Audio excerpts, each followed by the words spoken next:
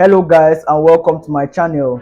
Today I'm going to be continuing with the various online business models. So I'm going to continue from where I ended in the last video. So in the last video I ended with affiliate marketing. In this video I'm going to be continuing with number 5, which is donations. So when it comes to donations, you could ask your visitors, your website visitors, to give a voluntary donation to you, and this can work very well if you've built a real fan base or people who love and trust you. You could ask them to give voluntary donations to support you or to support a cause that you explain to them about. And with donations, you can just add a donation button to your page where visitors can click on, and then from there it's going to take them to another page where they can enter their payment details and stuff like that. To help set this button up, you have applications like PayPal that can direct you. PayPal has a guide that can direct you on how you're going to set this kind of button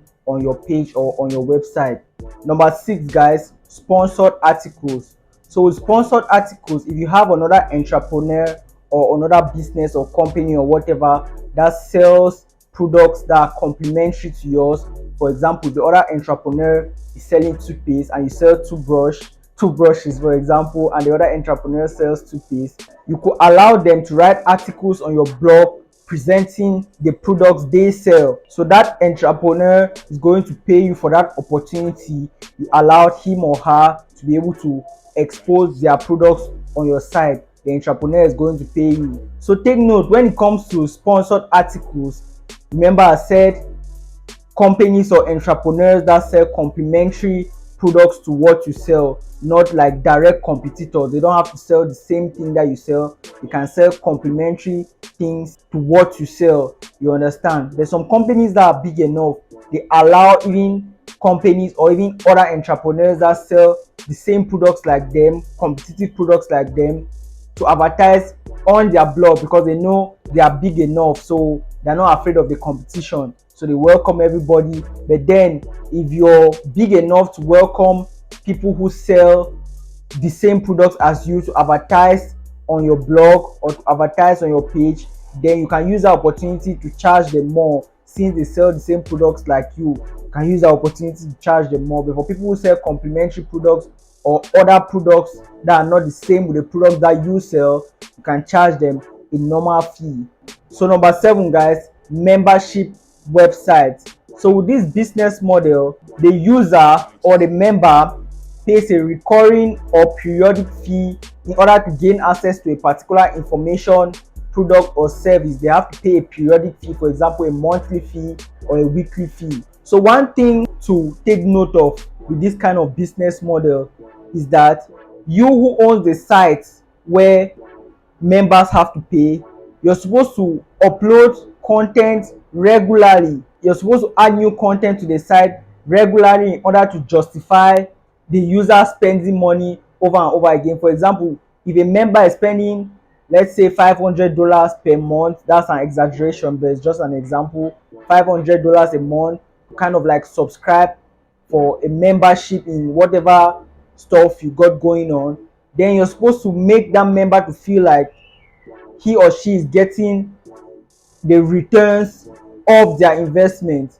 You understand? So you're supposed to regularly upload content, you're supposed to regularly fill the site with new information or new products or whatever, just to justify the spending of that user or that member. In my opinion, it's easier to start a business model where you have just one product that you sell to your customers before you consider launching a membership site, because when it comes to membership sites, they are a lot more difficult to run and to manage. Number 8, the 8th business model is forums. So even though most forums are free to get the information or to gain access from, there are some private forums which members have to also pay a fee to join or to access the information in those forums. This particular business model is built around value of being part of a particular community or of a particular forum. Forums can take a significant amount of time to build and to attract members and also to generate income. So think very carefully before you get into this kind of business, and also make sure the value you offer in that forum is very incredible. If not, no one is going to join your forum. So that's it. For people to join your forum and for people to stay in your forum, you must be able to offer valuable information, valuable product or services for people to join your forum or for people to even stay in your forum after they have joined. Number 9, live online events. Live online events. So with live online events can be very lucrative. They can take the form of webinars lasting 1 to 3 hours or even longer than that. They can extend to longer events which can last even a few days. This kind of events are the equivalent of physical workshops or conventions, but they are less expensive, as you know, to attend and to organize since they are being held online. They require less logistics because they are held online, and it's easier for people to attend because people also attend remotely. So it's easier for the speakers to attend and it's easier for the audience to attend. So most webinars are generally free to attend, but they are used as an opportunity to advertise another premium service that is going to be paid for. In some of the webinars, they're going to teach you some useful stuff, but in an impartial manner because they want you to subscribe for the full knowledge, or they want you to pay in order to have the full knowledge or the full service. The 10th business model is brokerage. So who are brokers? Brokers are people who connect buyers to sellers and facilitate transactions. Some companies in this category include eBay, Amazon, Airbnb, Fiverr, etc. Even Jumia. Brokers are basically connectors. Choosing this kind of business model means creating an exchange platform and receiving commission from transactions, or simply charging a fee from the seller and or the buyers that use that platform. Number 11, sponsorship. The 11th business model, sponsorships. So with sponsorship is a type of business model where one person gives money or pays someone in exchange for visibility or exposure.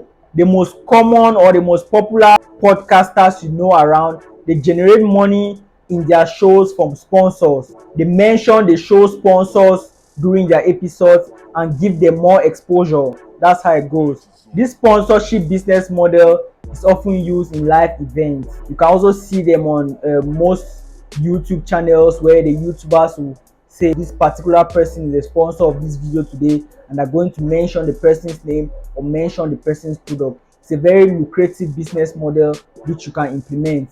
And the 12th business model is advertising. You all know what advertising is. So that's our 12th business model, advertising. So with this business model, you can rent what we call advertising space to another business that has maybe a message or something specific to advertise or to portray to your audience. So when you are just starting, if you want to implement the advertising business model on whatever you got going on, you can use third-party platforms. So with these third-party platforms or intermediary platforms, you can set up your account with these third-party platforms, place them on your website, and you receive revenue based on clicks from people clicking those adverts that the third-party site are going to portray in your website. The downside of this model using third parties or intermediary platforms is that you give some revenue to the third-party service providers. So you don't take all the revenue from the ads, you give some revenue to them and you keep some. The most common ad platform or the most common third-party platform used for what I'm telling you about is the Google AdSense. With the Google AdSense, it's very easy to set up. You just need to create your account and follow the instructions and directions they're going to give you, and you'll be able to set everything up. To maximize the effectiveness of this business model, you should choose to display contextual ads. Choose to display contextual ads. So what are contextual ads? That ads that are relevant to the topic of your site.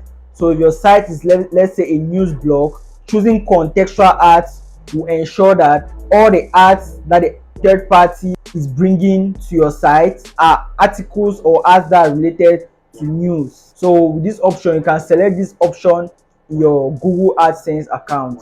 You can also sell ad space to businesses without using third-party sites. This is the traditional way of advertising actually. So this method is going to generate you the highest revenue since you don't have to share your revenue with a third party or intermediary site. However, you need a significant presence and considerable amount of traffic to be able to pull this off, and also for you to be able to attract advertisers in the first place, people who are willing to come and pay you to put their ads on your site.